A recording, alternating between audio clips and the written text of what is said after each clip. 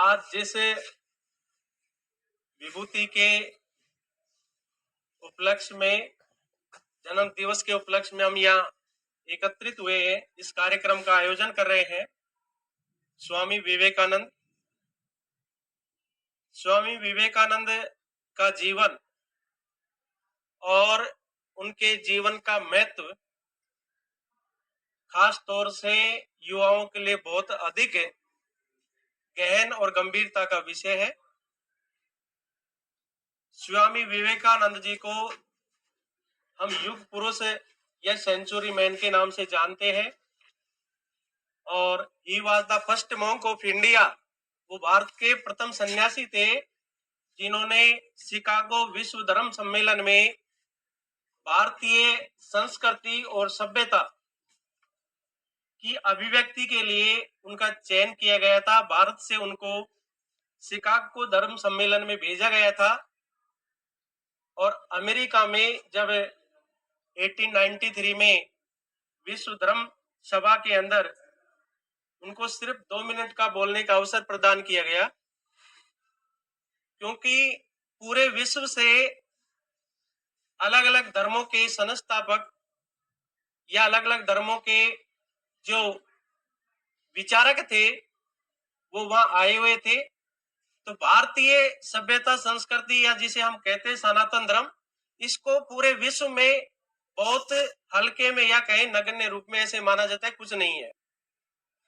जब स्वामी विवेकानंद जी को बोलने का अवसर दिया गया तो उन्होंने उस अवसर पर यह सिद्ध कर दिया कि पूरे विश्व के जितने भी धर्म हैं वो जो सनातन धर्म है उसी से विकसित है, अर्थात सभी धर्मों की जो मूल है, जो रूट है, वो सनातन धर्म है। स्वामी विवेकानंद ने विश्व के मानस पटल पर एक अमिट छाप छोड़ी और उस सभा के बाद में भारतीय सनातन धर्म का महत्व पूरे विश्व में बढ़ने लगा और पूरे विश्व के विचारक इस बात का लोहा मानने लगे कि सनातन धर्म ही वास्तव में सभी धर्मों की जननी है। स्वामी विवेकानंद अपने गुरु के प्रति बड़े समर्पित थे, परमहंस उनके गुरु थे और स्वामी विवेकानंद मां काली की पूजा करते थे। वो आध्यात्मिक भी थे, वो विचारक भी थे और वो सन्यासी भी थे। एक समय की बात है, स्वामी विवेकानंद जी के पास में एक व्यक्ति आया और उसने कहा कि मैं काफी कठिन मेहनत करता हूं लेकिन मेरे को सफलता प्राप्त नहीं होती है, इसका क्या कारण है? तो स्वामी जी ने उनसे कहा कि आप मेरे पास जो एक कुत्ता है इसको थोड़ा घुमा के लाइए, इतने में आपके प्रश्न का उत्तर ढूंढता हूं। वो व्यक्ति स्वामी जी के उस कुत्ते को बाहर घुमाने के लिए ले गया और थोड़े समय उपरांत जब वो वापिस स्वामी जी के आश्रम में लौट करके आता है तो वो कुत्ता हाँफता रहता है और जो वो व्यक्ति था वो आराम से आया है। स्वामी जी ने उनसे ये कारण पूछा कि ये बताइए, ये कुत्ता तो हाँफ रहा है और आप बहुत आराम से आए हो, इसका क्या कारण है?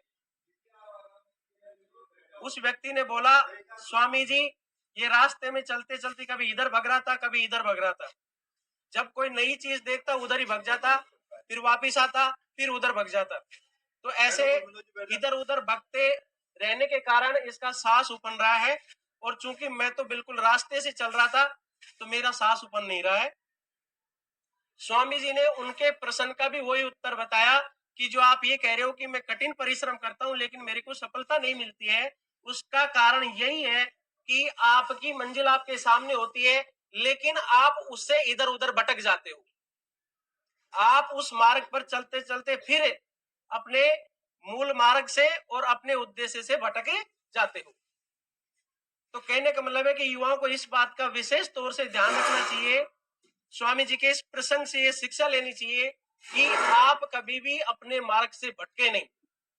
आपका उद्देश्य, आपकी जो गोल है, टारगेट है, वो नियत होना चाहिए और वहां तक की मंजिल आपको तय करनी चाहिए कठिन परिश्रम के साथ। काफी ऐसे दृष्टांत है विवेकानंद जी के जीवन में कि वो नारी का भी सम्मान करते थे।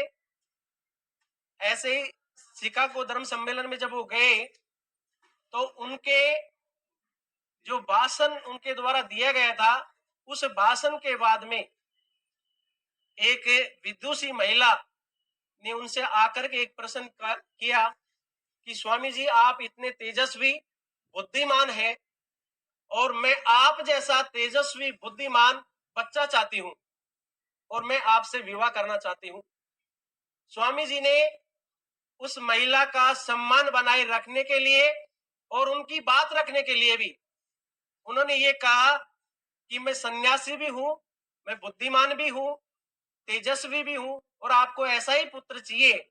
चूंकि मैं सन्यासी हूं इसलिए आपसे विवाह कर नहीं सकता, तो आप मेरे को अपना पुत्र मान लीजिए, तो आपको मेरा जैसा तेजस्वी पुत्र प्राप्त हो जाएगा। अर्थात इससे ये पता चलता है कि स्वामी जी नारी के प्रति कितना सम्मान दर्शाते थे और उनका सम्मान करते भी थे। आज का ये जो दिवस है, हम युवा दिवस और कैरियर डे के रूप में भी मनाते हैं। विद्यार्थियों को, क्योंकि स्कूल में कैरियर डे के नाम से मनाया जाता है और कॉलेज स्तर पे युवा दिवस के रूप में मनाया जाता है। युवाओं को अपने भविष्य में क्या करना है, कैसे करना है और किस प्रकार करना है, ये सुनिश्चित करना पड़ेगा। और जब तक आप ये सुनिश्चित नहीं कर लोगे कि हमें क्या करना है, कैसे करना है और किस प्रकार करना है, आप सफल नहीं होगे। अर्थात सफलता की जो मूलभूत आवश्यकताएं हैं, वो आपका पहले तो टारगेट फिक्स होना चाहिए और उसके प्रति आपकी दृढ़ संकल्प और कठिन परिश्रम होना चाहिए। Hard work is the key of good luck होता है, अर्थात कठिन परिश्रम ही भाग्य की कुंजी होता है। ठीक है, तो आपकी डेस्टिनी जब तक निर्धारित नहीं होगी, आप कहां जाओगे? यहां से आपको घर जाना होता है तो आपका फिक्स है कि मेरा घर वहां है, मेरे को घर जाना है। अब जिसको पता ही नहीं कि मेरे को जाना कहां है, वो जाएगा कहां? तो सबसे पहले तो आपको अपने जीवन में ये निश्चय करना होगा कि आपको क्या करना है आगे जाकर, क्या बनना आप चाहते हो। और जो आपकी इच्छा है, उस इच्छा से काम नहीं चलेगा, केवल सपने देखने से काम नहीं होता है। उसके लिए लगन, परिश्रम और समय का त्याग भी करना पड़ेगा।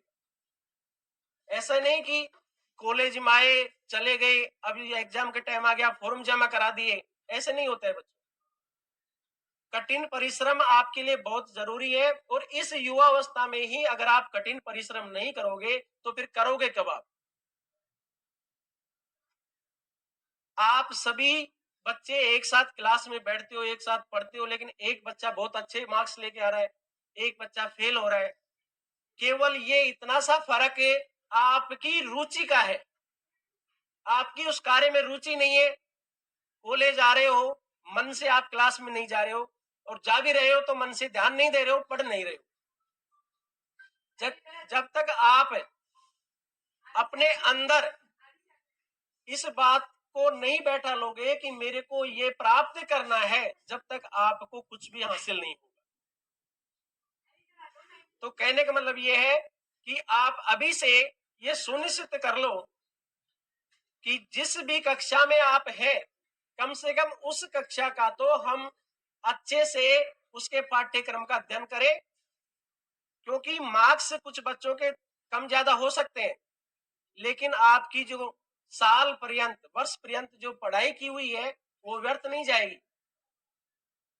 तो अभी भी समय है आपके पास में, क्योंकि अभी बहुत ज्यादा समय आपका निकला नहीं है आने वाले भविष्य के लिए भी, और जो निकट में आपकी परीक्षाएं आ रही है उसके लिए भी। भविष्य जब ही सवरेगा आपका, जब आप कठिन परिश्रम करोगे।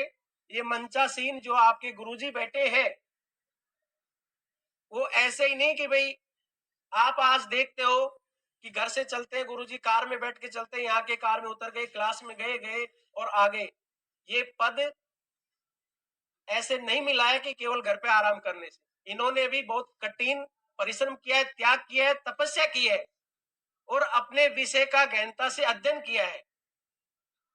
आज की प्रतियोगिता की परीक्षाओं में लाखों की संख्या में विद्यार्थी बैठ रहे हैं और उनमें से 10-10, 5-5 विद्यार्थी बाहर निकल के आ रहे हैं, प्रतियोगी परीक्षाओं को पास करके आ रहे हैं, तो बाकी तो वहीं रह जाएंगे। ये स्थिति आपके सामने आने वाली है और आ भी रही होगी। जो थर्ड ईयर में या सेकंड ईयर में पहुंच गए बच्चे, कुछ पीजी में पहुंच गए, कंपटीशन की परीक्षा दिए भी होंगे, अनुभव होगा और हो जाएगा, क्योंकि बहुत सारे ऐसे एग्जाम भी है जो 12th पास भी होती हैं और उनमें आप बैठे भी होगे, असफलता भी मिली होगी, सफलता भी मिली होगी, लेकिन असफलता आपको बहुत कुछ सिखाएगी, जितनी की सफलता नहीं सिखाएगी। भाई जो व्यक्ति सफल हो गया उसको क्या एहसास हुआ कि आगे कैसे तैयारी करें, क्या करें, किससे सलाह लें कि हम पिछड़ क्यों रहे हैं, क्या कारण रहे, हमारी तैयारी कैसे नहीं हो पा रही है, हम उस लेवल पे क्यों नहीं पहुंच रहे हैं। तो आपकी जो असफलता है वो भी आपको बहुत कुछ सिखाएगी और आगे आने वाली जो भी आपकी परीक्षा होगी उसके लिए वो एक नीम के पत्थर की तरह कार्य करेगी। तो इसीलिए आज के इस अवसर पर मैं सभी को यही संदेश देता हूं कि अभी से कमर कस लो और दृढ़ संकल्प लेकर के अपनी मेहनत करो और अपने जीवन में अच्छे से अच्छे मुकाम पर पहुंचो, जिससे आपका, आपके माता पिता का, आपके गुरु का गौरव बढ़े। जय हिंद, जय भारत।